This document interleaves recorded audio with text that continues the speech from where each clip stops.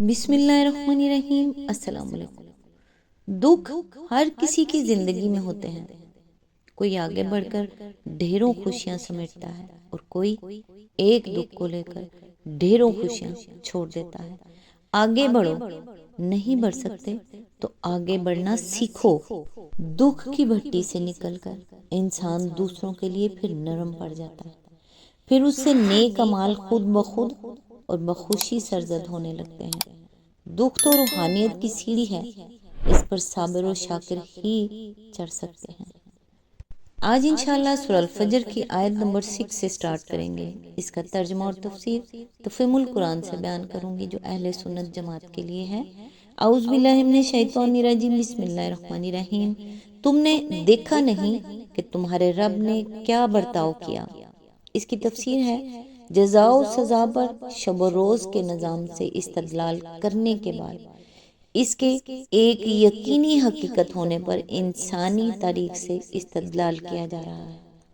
تاریخ کی چند معروف قوموں کے طرز عمل اور ان کے انجام کے ذکر سے مقصود یہ بتانا ہے کہ یہ کائنات کسی اندھے بہرے قانون و فطرت پر نہیں چل رہی ہے، بلکہ ایک خدائے حکیم اس کو چلا رہا ہے، اور اس خدا کی خدائی میں صرف ایک وہی قانون کار فرمان نہیں ہے جسے تم قانون فطرت سمجھتے ہو، بلکہ ایک قانون اخلاق بھی کار فرما ہے جس کا لازمی تقاضا مکافات عمل اور جزا اور سزا ہے۔ اس قانون کی کار فرمائی کے آثار خود اس دنیا میں بھی بار بار ظاہر ہوتے رہے ہیں، جو عقل رکھنے والوں کو یہ بتاتے ہیں کہ سلطنت کائنات کا مزاج کیا ہے۔ یہاں جن قوموں نے بھی آخرت سے بے فکر اور خدا کی جزا و سزا سے بے خوف ہو کر اپنی زندگی کا نظام چلایا، وہ آخرکار فاسد و مفسد بن کر رہے، اور جو قوم بھی اس راستے پر چلی، اس پر کائنات کے رب نے آخرکار عذاب کا کوڑا برسا دیا۔ انسانی تاریخ کا یہ مسلسل تجربہ دو باتوں کی واضح شہادت دے رہا ہے۔ ایک یہ کہ آخرت کا انکار ہر قوم کے بگاڑنے اور بالآخر تباہی کے غار میں دھکیل دینے کا موجب ہوا ہے۔ اس لیے آخرت فی الواقع ایک حقیقت ہے جس سے ٹکرانے کا نتیجہ وہی ہوتا ہے جو ہر حقیقت سے ٹکرانے کا ہوا کرتا ہے۔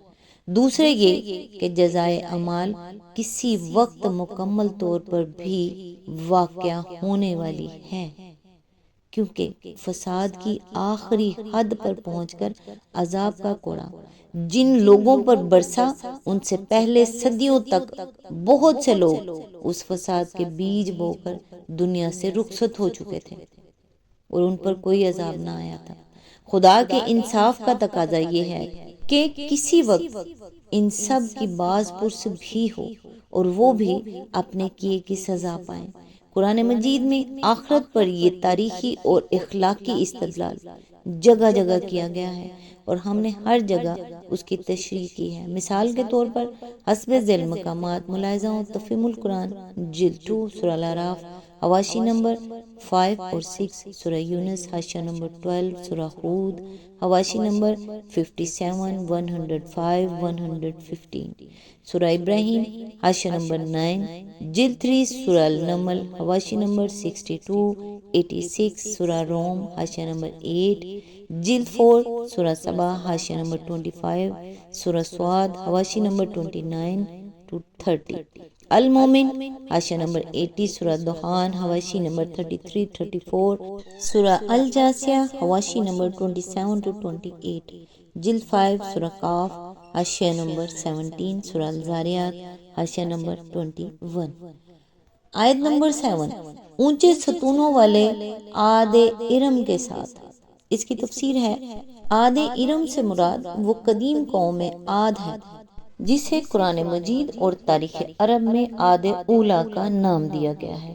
سورہ نجم میں فرمایا گیا ہے کہ وَأَنَّهُ أَهْلَكَ عَادَ الْأُولَىٰ، آیت نمبر 50، اور یہ کہ اس نے قدیم قوم عاد کو ہلاک کیا، یعنی اس قوم عاد کو جس کی طرف حضرت ہود علیہ السلام بھیجے گئے تھے اور جس پر عذاب نازل ہوا تھا، اس کے مقابلے میں تاریخ عرب اس قوم کے ان لوگوں کو جو عذاب سے بچ کر بعد میں پھلے پھولے تھے عاد اخرا کے نام سے یاد کرتی ہے۔ قدیم قوم عاد کو عاد ارم اس لیے کہا جاتا ہے کہ یہ لوگ سامی نسل کی اس شاخ سے تعلق رکھتے تھے جو ارم بن سام بن نوح علیہ السلام سے چلی تھی۔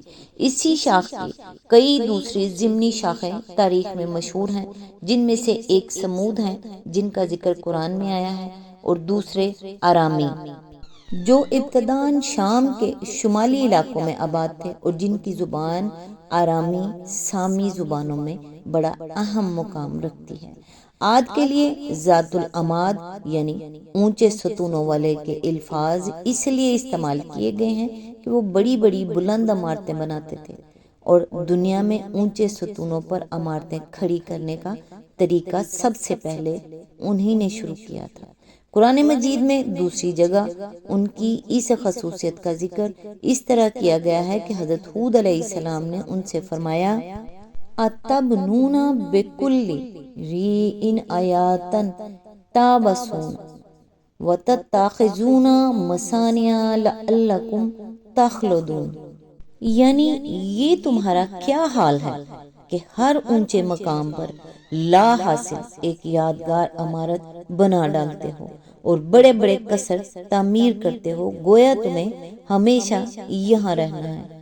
سورہ شعراء آیت نمبر 128 to 129۔ آیت نمبر 8، جن کے مانند کوئی قوم دنیا کے ملکوں میں پیدا نہیں کی گئی تھی۔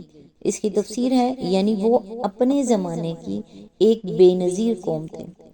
اپنی قوت اور شان و شوکت کے اعتبار سے کوئی قوم اس وقت دنیا میں ان کی ٹکر کی نہ تھی۔ قرآن میں دوسرے مقامات پر ان کے متعلق فرمایا گیا ہے وَزَادَكُمْ فِي الْخَلْقِ بَسْطَةً، یعنی تم کو جسمانی ساخت میں خوب تنومند کیا ہے۔ سورہ الاعراف آیت نمبر 68۔ فَأَمَّا عَادٌ فَاسْتَكْبَرُوا فِي الْأَرْضِ بِغَيْرِ الْحَقِّ وَقَالُوا مَنْ أَشَدُّ مِنَّا قُوَّةً، یعنی رہے عاد تو انہوں نے زمین میں کسی حق کے بغیر اپنی بڑائی کا گھمنڈ کیا اور کہنے لگے کون ہے ہم سے زیادہ زوراور۔ سورہ حامیم السجدہ آیت نمبر 15۔ وَإِذَا بَطَشْتُمْ بَطَشْتُمْ جَبَّارِينَ، یعنی اور تم نے جب کسی پر ہاتھ ڈالا جبار بن کر ڈالا۔ سورہ شعراء آیت نمبر 130۔ آیت نمبر 9، اور سمود کے ساتھ جنہوں نے وادی میں چٹانیں تراشی تھیں۔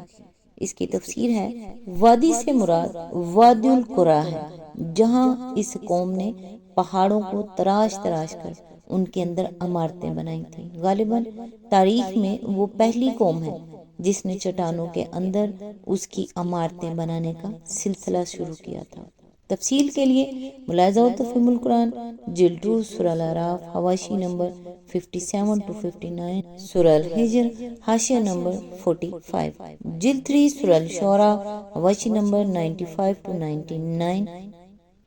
آیت نمبر 10، اور میخوں والے فرعون کے ساتھ۔ اس کی تفسیر ہے فرعون کے لیے ذیل اوتاد یعنی میخوں والا کے الفاظ اس سے پہلے سورہ صاد آیت نمبر 12 میں بھی استعمال ہوئے ہیں۔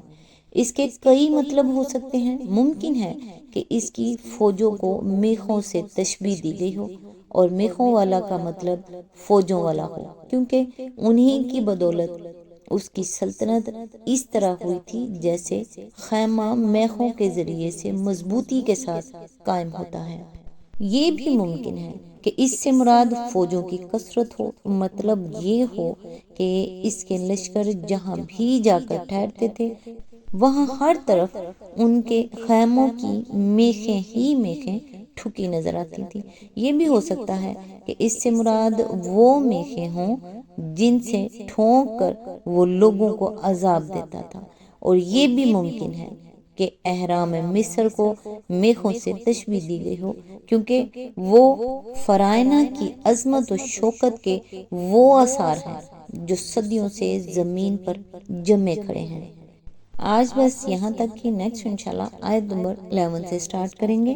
اللہ تعالیٰ سے دعا ہے پروردگار ہمارے تمام صغیرہ و کبیرہ گناہوں کو معاف کرنا، ہمارے والدین اور تمام مسلمان مرد و عورتوں کی بخشش و مغفرت کر دینا، ہماری آخرت کے سفر کو آسان بنانا، ہماری قبر کو کشادہ اور روشن اور ٹھنڈا کر دینا اور اس کی وحشت کو دور کر دینا، ہماری قبر کو جنت کے باغوں میں سے ایک بنا دینا، آمین ثم آمین۔ نیکسٹ ویڈیو تک کے لیے دعاؤں میں یاد رکھیے گا۔ اللہ حافظ۔